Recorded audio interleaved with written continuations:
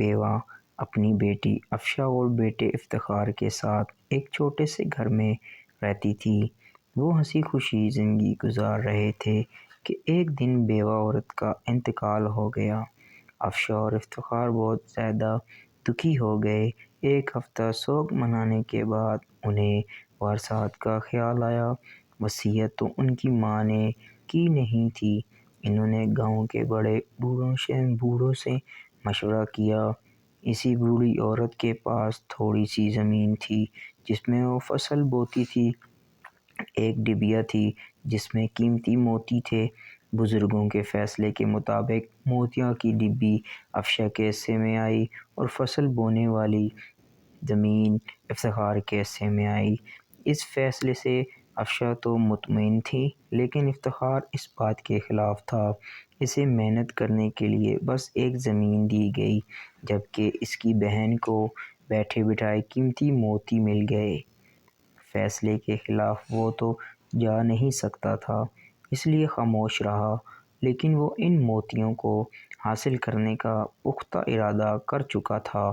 افشا نے موتیوں کا ہار بنا کر اپنے گلے میں پہن لیا تھا۔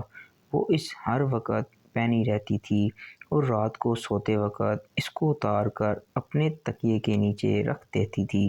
ایک رات جب افشا اپنے کمرے میں سو رہی تھی، افتخار دھیمے قدموں کے اس کے کمرے میں داخل ہوا اور موقع دیکھ کر تکیے کے نیچے سے وہ ہار اٹھایا اور گاؤں سے دور جا کر جنگل میں ایک درخت کے نیچے مٹی میں دبا دیا، تاکہ کچھ دنوں بعد جب یہ معاملہ تھم جائے گا تو وہ اسے نکال کر بیچ دے گا۔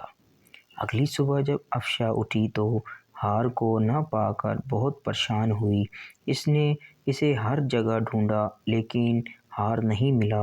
افتخار سے پوچھا تو اس نے لا علم کا اظہار کر دیا۔ اب تو وہ اور بھی پریشان اور فکر مند ہو گئی۔ اس نے گاؤں میں اعلان کروایا، جو شخص اس ہار کو لا کر دے گا وہ اس سے شادی کرے گی۔ گاؤں کی بہت ساری نوجوان اس سے شادی کرنا چاہتے تھے۔ اس ملک کا شہزادہ ارسلان ان دنوں بھیس بدل کر راجا کا حال دیکھنے اس گاؤں میں آیا تھا۔ وہ شہزادہ بہت ایماندار اور عقل مند تھا۔ اسے افشا کا ہار گم ہونے کا پتہ چلا۔ ایک آدمی سے سارا ماجرا پوچھ لیا۔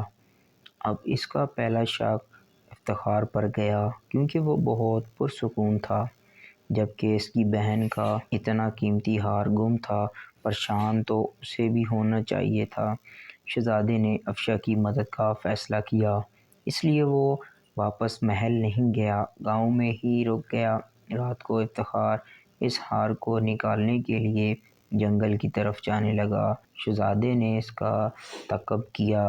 جیسے ہی افتخار نے زمین میں سے ہار نکالا، شہزادے نے اسے پکڑ لیا اور اسے افشا کے پاس لے گیا۔ شہزادے نے اس کو سارا واقعہ بتایا کہ وہ اس ملک کا شہزادہ ہے۔ وہ افتخار کو سزا دینا چاہتا تھا، لیکن افشا نے منع کر دیا۔ شہزادہ افشا کی اس رحم دلی سے بہت متاثر ہوئی۔